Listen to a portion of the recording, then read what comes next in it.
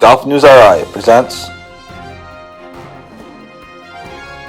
the Golf Dudes Podcast.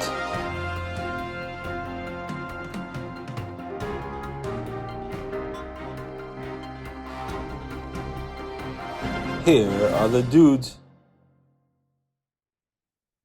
Hey everybody, welcome to another episode of the Golf Dudes Podcast. Happy Thursday. I'm Joe Calabro. Thanks for tuning in.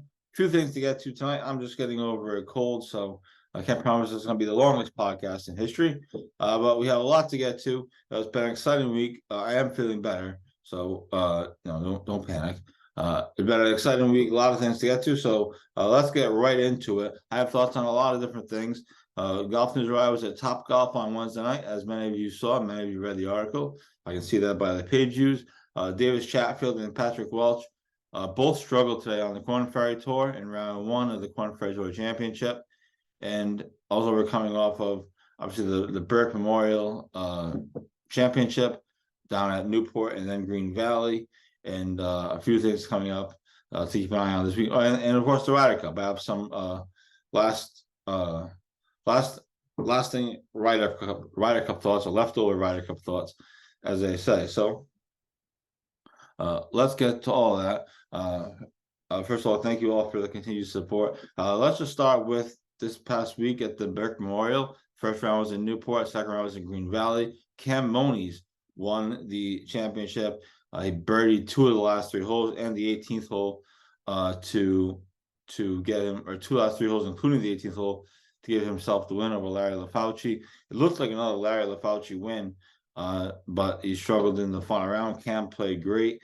The birdie on 18, which we clarified in the article, actually gave him a one-shot lead at the time. He ended up winning by two shots, but essentially the birdie on 18 won him the tournament. And then Darren Carenti with another win this year. He won the senior amateur. Now he's won the Burke. He said in an interview with the RIGA that he doesn't think he's going to win the senior player of the year because he didn't play in the stroke play. He had prior commitments or personal commitments, whatever it may be. So, he's got two big wins. So I don't know what other senior. I haven't looked at the points. So I don't know who else is in the mix, but hard to imagine him not winning it. He's won, I think, 3 in a row, if I'm not mistaken. So exciting week down at the Burke, both in Newport on Tuesday and on Wednesday at Green Valley. From a Kirkbride standpoint, I was really hoping that Larry LaFauci and John O'Clair were going to win their respective divisions. That would have been really cool, but it didn't happen. So congrats to Cam Moniz on a big win for him. I believe it's his first state win of his career. I could be mistaken, but I believe it's his first win. So congrats to him. He played great. And Darren Carenti, the legendary Darren Carenti, gets the big W as well. So that was this week. Check out all that coverage on GolfNewsRI.com, as all of you have. And then the other big thing, obviously this week is huge. Topgolf is opening, officially set to open on Friday. So for those listening on Thursday night, tomorrow, and tee times are already filling up, bays are already filling up on their website. But on Wednesday, as a lot of you saw, again, we put up the 10 takeaways from Topgolf this on Thursday morning. So GolfNewsRI got the amazing opportunity to go to Topgolf on Wednesday night before it opened with our good friends at Group Chat Golf. Let's thank you to them for the invite. The entire thing was free. They're tight with the Topgolf guys. So the entire thing was free. Played for, approximately 3 hours or so, a little bit less. But it was in going in, and I didn't really know what to expect. I've never been to Topgolf before. I know a lot of people have. I've never personally been to one, so I didn't really know what to expect going in. And let me tell you, as I wrote about, and again, if I thought it was dumb or if I thought it was overrated, I would tell you. Let me tell you, it's pretty cool. It lives up to the hype. Everything you've heard about, everything you've read about it, everything we've written on about it, whether it's the atmosphere or obviously they're doing well financially. And I think this one's going to do well financially as well, but it's pretty cool. It's pretty impressive. You don't have to bring your clubs. They have clubs there for you. The food was really, really good. I know some of these entertainment places, golf or otherwise, you never know what you're going to get food-wise. But the food was really, really good. I even brought my wife. She was impressed. She had a great time. She did terrible at hitting balls, but she still had fun anyway. So it was really cool. It'll be fascinating to watch how it does, and it'll be interesting to see the financials of it at the end of the year. But it was really impressive. I'm really looking forward to seeing how they do. I'm sure the place is going to be packed on a nightly basis, at least for the first few weeks or so. The interesting thing, of course, will be when winter comes, in a month or some or whatever it is, and the cold weather starts to hit. They do have heaters, but when it's 20 degrees out, how much is a heater really going to do? But again, I could be wrong on that as well. So we'll wait and see. But the place was really impressive. If you're going there, have a great time. Again, you don't need to bring clubs, but you can if you want. They have clubs there for you. I believe they're Callaway irons. There's no actual logos on them, just the Topgolf logo everywhere. They're like Topgolf branded clubs, but I'm gonna assume that they're Callaway clubs, because Topgolf is a part of the Callaway brand. So I would assume that. But it was a great time. It was really impressive. And again, I think the place is going to be packed for the first few weeks, but at the same time, they have so many bays to hit from. We were on bay 307 or something ridiculous.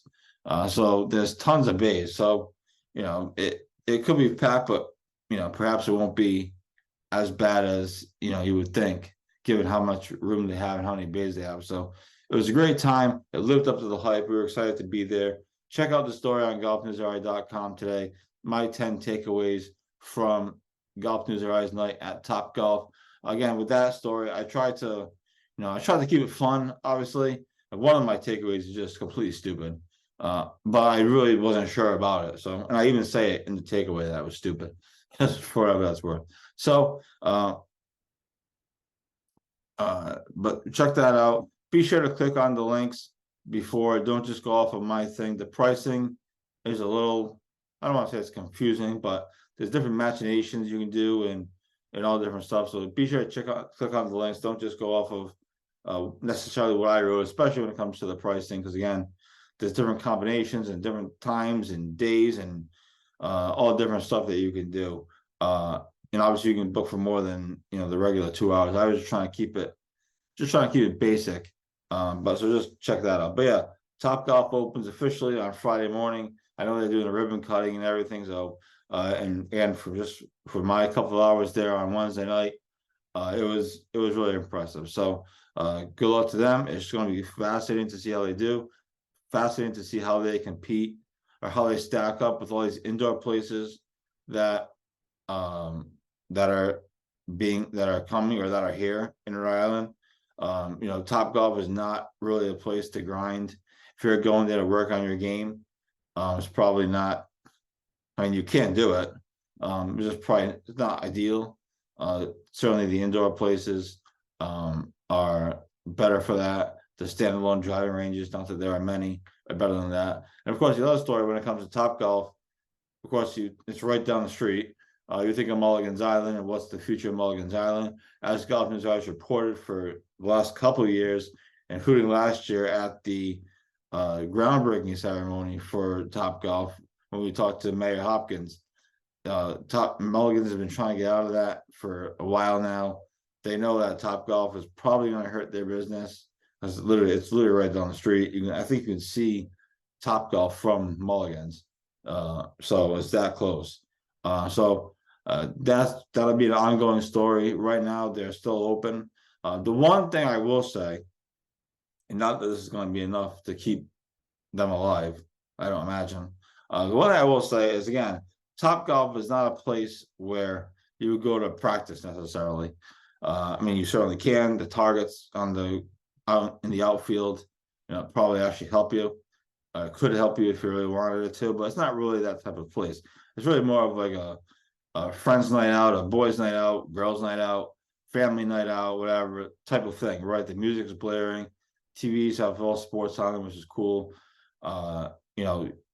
There's different games you can play with the targets, whether it's just regular Topgolf, Angry Birds, or you can actually play a real course. We played the first hole, Pebble Beach, last night. We only played one hole. We had 5 or 6 people in the bay with us. It was just taking way too long.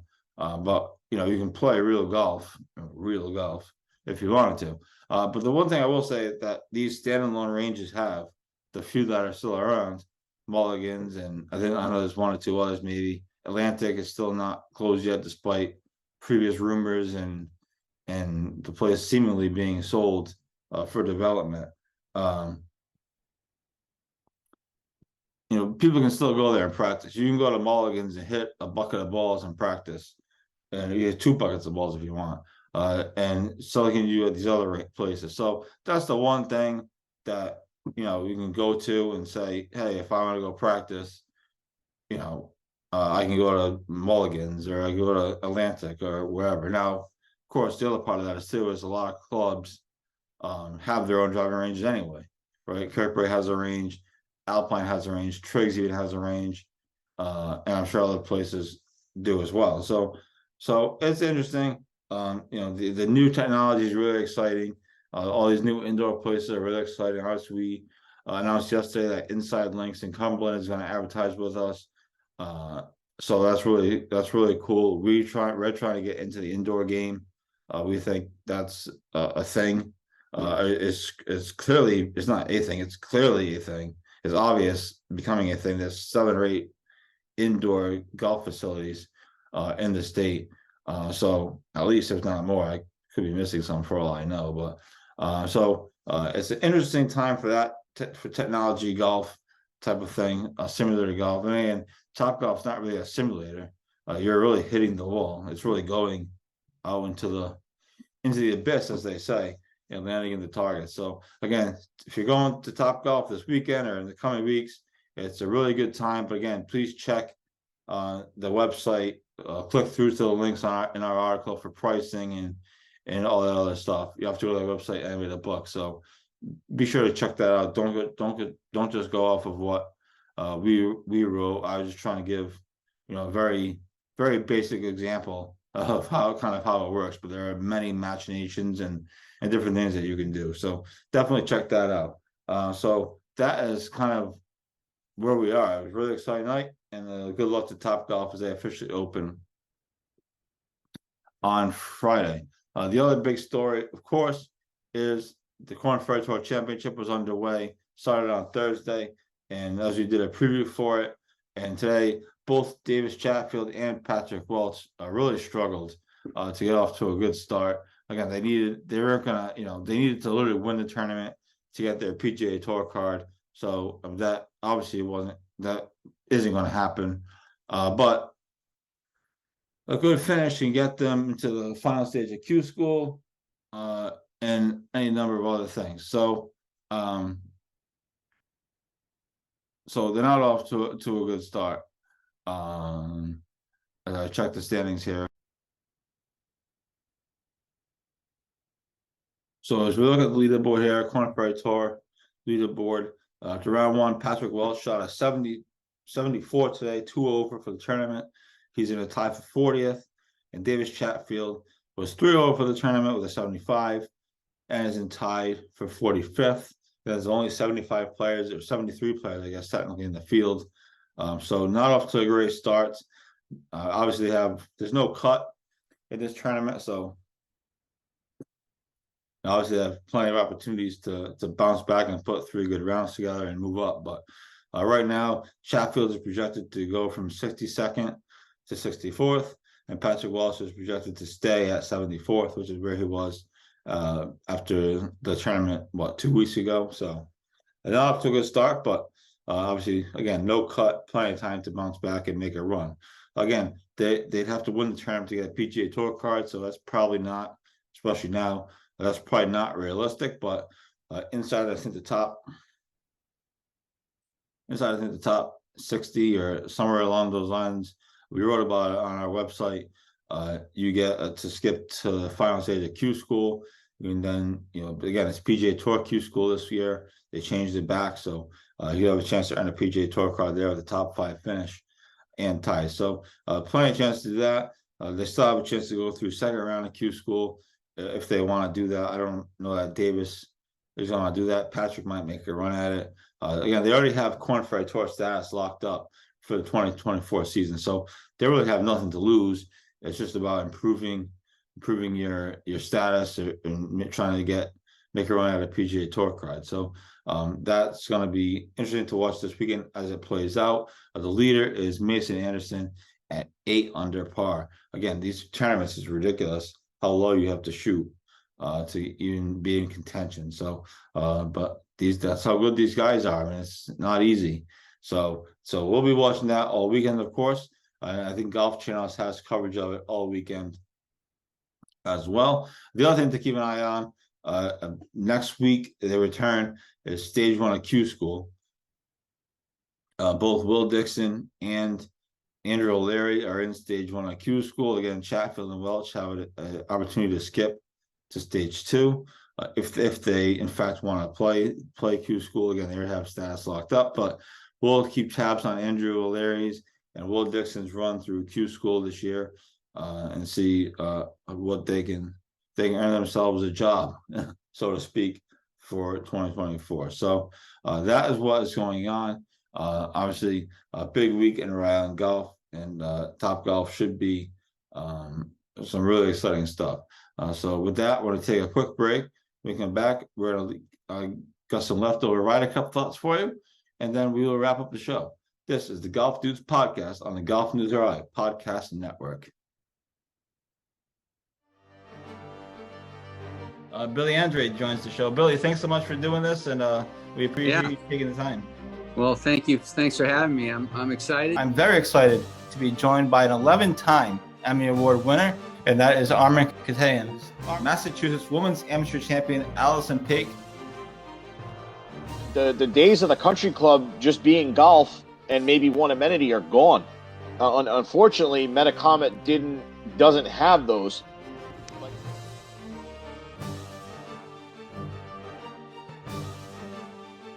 He has a very rare condition called kyphoscoliotic Ehlers-Danlos syndrome. And at the time of diagnosis, there was only 60 documented cases in the world. When we legitimately played the last 4 holes at Newport National, you could not see 50 yards.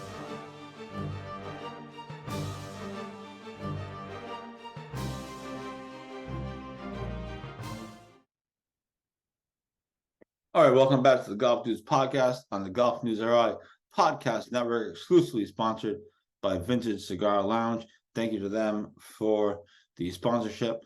Last week, the Ryder Cup, obviously it was a disaster. The U.S. got smoked. They made it a little bit interesting on Sunday, but for all intents and purposes, they got smoked 16.5 to 11.5. I predicted in Southern New England Golf Magazine, which I write a column for every month or wherever it comes out, I think monthly.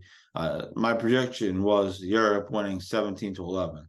So I was pretty annoyed that Shane Lowry conceded Jordan Spieth's putt, and they ended up having the match for a tie instead of trying to win and getting the 17th point. But my prediction went right on, which I would have been pretty pumped about. That's pretty good, predicting the final Ryder Cup score. So anyway, so I was kind of over that. But nonetheless, what a disaster it was for the U.S. And what a boring tournament was. First of all, there was all commercials. Second of all, the U.S. was getting drubbed from Jump Street. And if it wasn't for Joe LaCava doing whatever he was doing, waving his hat or getting in Roy's face on Saturday night there, and that final match, this Ryder Cup really could have been a sleeper. But thankfully that happened. I seemed to give the U.S. a little bit of a spark, and they actually came out and played pretty well in Sunday singles, which you would expect. And they came up several points short, but at least they made it. At least they made it interesting. And then, of course, it was over when Ricky Fowler, put his tee shot in the water and then conceded that putt to Tommy Fleetwood to give him the win. That's been a bit of controversy. That why would you give him that putt? It was like a 2-footer, maybe 3. It's hard to tell how long these things really are on television, but it didn't look like more than 3 feet. And Ricky had like a 5-footer to save 4. Because he put his tee shot in the water.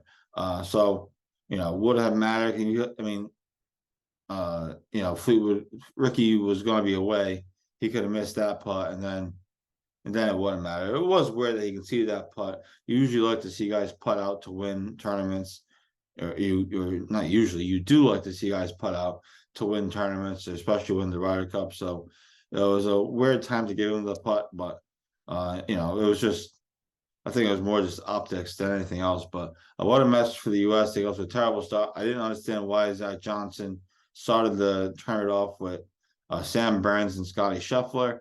I don't know why they kept Justin Thomas and Jordan Spieth together, especially with Jordan Spieth playing terribly. Couldn't find the fairway. Couldn't really do much of anything. Thomas literally got half point by himself in the Saturday round, and he missed a couple of close putts. So it was a mess for the U.S. Really looking forward to the 2025 Ryder Cup at Bethpage Black. Our plan is to either apply for media credentials, which we're going to try to do, or just try to buy tickets and go, because this is probably about as close as the Ryder Cup's ever going to come. I don't imagine the Ryder Cup's ever going to come back to Brookline. I mean, they're barely bringing a U.S. Open back to Brookline. As the USGA announced today, the U.S. Open is not going to come back to Brookline until 2038, which is a long way away. For that, it's a bit too long of a wait. As I went to the U.S. Open last year in 2022, it was really cool to be that. So it's a little disappointing that the next one's not coming back until 2038. But we do have the U.S. Senior Open next year, and I'm sure a few other things will come about in the coming years in between to make time pass. But that was a little disappointing, the announcement today. So that's what's going on. It's been a busy week, been a busy few days, and it should be a great weekend. The weather on Saturday does not look too promising. So enjoy Topgolf, enjoy playing real golf if you're out there still playing. And we will talk to you all next week. We'll try to get back to having guests and things next week here on the Golf Dudes podcast. So have a great weekend, everybody. Thanks for the continued support. We will talk to you next weekend on the Golf Dudes podcast and all weekend long on GolfNewsRI.com. Have a great night, great weekend. Bye.